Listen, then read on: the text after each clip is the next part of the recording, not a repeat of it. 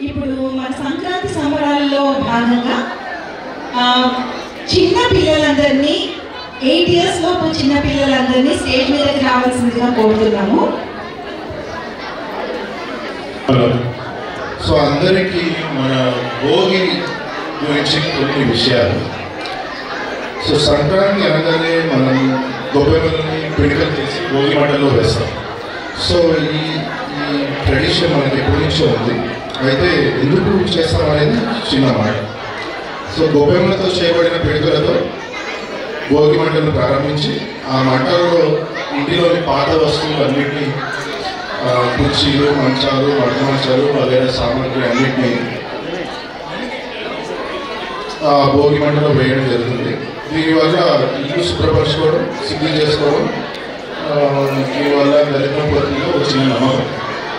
భోగి మంటలు అయిపోయిన తర్వాత అందరూ తలస్నానం చేసి కొత్త బట్టలు కట్టుకోవడం, ఆపై తయారు చేసుకున్న పిండి వంటలతో అందరూ కలిసి భోజనాలు చేస్తారు. సాయంత్రం వేళలో చిన్నపిల్లలు, ఇరుగు పొరుగు వారందరినీ పిలిచి భోగిపళ్ళు పోస్తారు. రేగిపళ్ళు మరియు రాగి చిల్లర నాణ్యాలతో ఇలా చేయడం వల్ల పిల్లలకు ఆయుష్ అభివృద్ధి కలుగుతుందని, వాళ్ళ దృష్టి పోతుందని చిన్న నమ్మకం. Thank you.